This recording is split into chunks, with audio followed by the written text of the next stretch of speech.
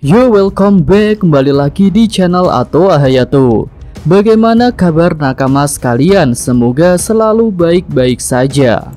Yo, full shop untuk chapter depan ternyata udah rilis guys. Dan ini lebih cepat sih daripada biasanya. Oke lah, tanpa berlama-lama lagi langsung aja kita gas ke ceritanya. Scene pertama menunjukkan sosok Luffy yang akhirnya bisa bicara lagi. Lalu di sini juga terdengar backsound suara drum yang semakin keras. Luffy berkata, "Hah, apa yang terjadi padaku? Mengapa aku bisa bangkit lagi? Padahal tadi aku sudah kalah. Dan mengapa aku merasa sangat senang?" Ahahaha. Dan ketika Luffy sedang bicara itu, terlihat kilatan petir hitam muncul dari tubuh Luffy. Lalu scene berganti ke lokasi Sunisa dan Momonosuke. Di sini gajah itu masih berada dekat dengan armada kapal pemerintah dunia. Sementara itu Momonosuke jadi gemetar setelah mendengar kata-kata Sunisa di chapter lalu. Momo berkata, "Apa, Joy Boy? Apakah yang kau maksud itu adalah Luffy?" Yamato yang bersama Momonosuke pun jadi bingung. Dia bertanya apa yang dikatakan oleh Sunisa. Lanjut scene berganti ke lokasi Sanji. Di sini pahlawan para geisha itu sedang terbaring menjalani perawatan. Lalu tiba-tiba Sanji terbangun. Dia berkata, "Hah, Luffy, dia masih hidup." Selanjutnya scene menuju ke aula utama. Di sini ada Kid, Law, dan Hyukuro the Flower. Mereka juga bisa merasakan hal yang sama, bahwa Luffy masih hidup. Kemudian Marco yang sedang bersama Nami dan Otama berusaha menenangkan keduanya, karena Nami dan Tama masih saja menangisi Luffy. Marco berkata, "Tenanglah, topi jerami masih hidup. Ya, dia masih bernafas." Nami dan Tama pun terdiam dari tangisnya dan balik bertanya apakah Luffy benar-benar masih hidup.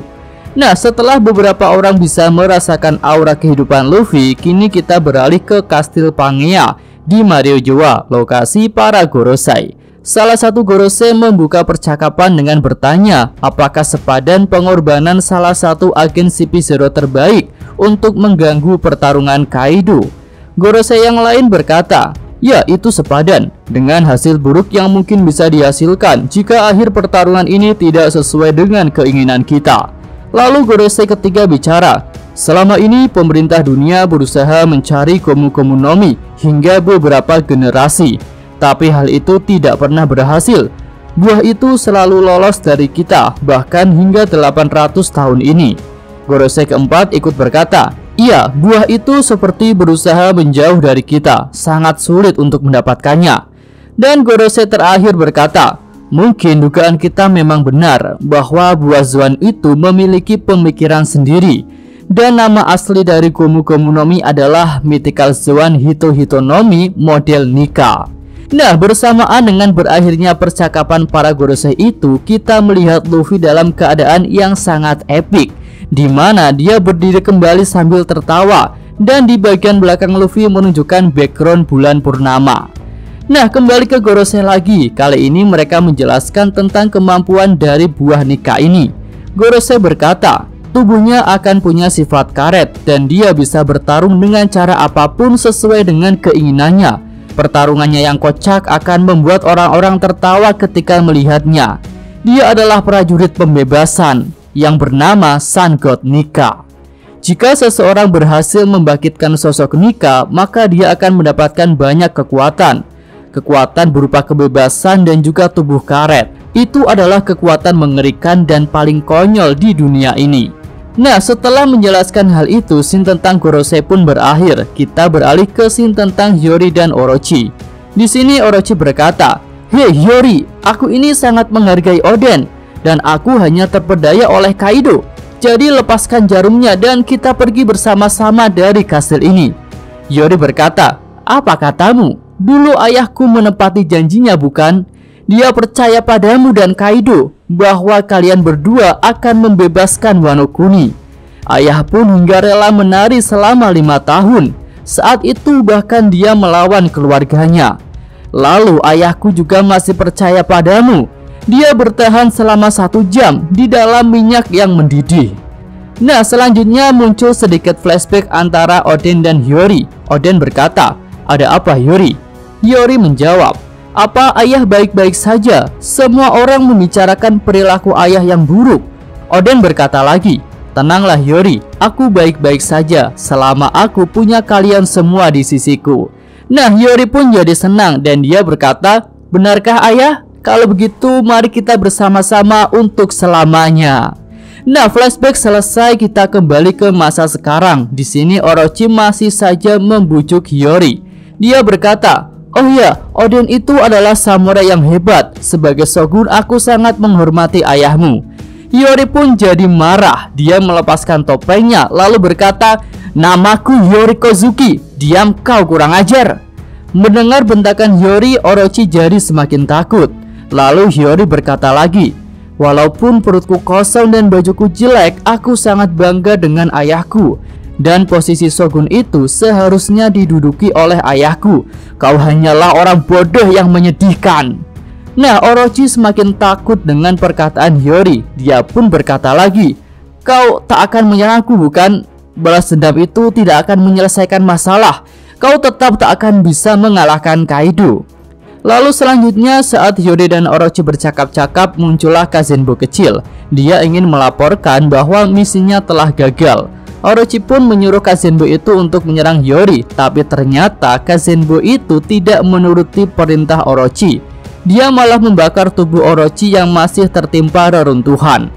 Hiyori hanya melihat saja ketika Orochi terbakar. Lalu dia meneteskan air mata dan berkata, fajar akan segera datang.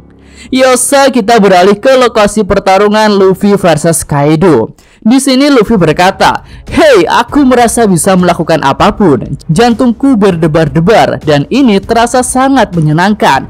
Ini adalah puncak tertinggi kekuatanku. Ini adalah Gear 5." Luffy pun memancarkan kilatan Hosoku Haki yang menembus atap hingga menumbangkan beberapa kroco Kaido. Kaido yang melihat hal itu pun berkata, apa yang terjadi di atas sana? Nah, selanjutnya atap Onigashima runtuh. Luffy muncul dengan tangan yang besar dan kemudian langsung menangkap tubuh Kaido. Hal itu membuat orang-orang jadi terkejut. Selanjutnya Luffy menghajar Kaido seperti mainan. Tubuh Kaido yang besar itu seperti tak berarti di hadapan Luffy. Kaido dibanting-banting. Banyak adegan pertarungan kocak yang muncul dari pertarungan ini. Tubuh Kaido pun jadi benjol-benjol sebagai tanda pukulan-pukulan Luffy. Lalu di atas kepala Kaido juga muncul bintang-bintang yang menunjukkan keadaan sedang pusing. Ya, benar-benar pertarungan yang kocak. Nah, setelah sadar dari pusingnya, Kaido berkata, "Topi jerami, ternyata kau masih hidup. Aku berterima kasih, semuanya tidak berakhir seperti itu. Tapi rasakan ini, Borobreed." Luffy pun menunjukkan ekspresi yang kocak ketika Borobreed ditembakkan ke arahnya. Matanya seperti akan keluar dan terlihat lucu. Lalu Luffy menggenggam tanah dan merubah tanah itu menjadi karet. Dan dengan kemampuan itu Luffy bisa menangkis Borobreed-nya Kaido. Akhirnya setelah itu tubuh Luffy diperlihatkan dengan jelas. Dia punya bentuk basic mode, lalu rambutnya seperti api dan masih menggunakan kerah asap seperti Gear 4. Tubuh Luffy pun di sini terlihat lebih putih. Dan akhirnya di sini wujud Gear 5 dinyatakan secara resmi. Selanjutnya Kaido berkata, "Mugiwara, aku minta maaf mengenai pukulan yang tadi. Aku tentu tak mau menang dengan cara seperti itu." Dan Luffy menjawab, "Ayolah, tak perlu berkata seperti itu. Kita selesaikan saja pertarungan ini." Dan full stop ini pun berakhir sampai di sini. Jika ada tambahan saran dan kritik bisa disampaikan di kolom komentar. Yosa, Mimin, atau Hayato, terima kasih.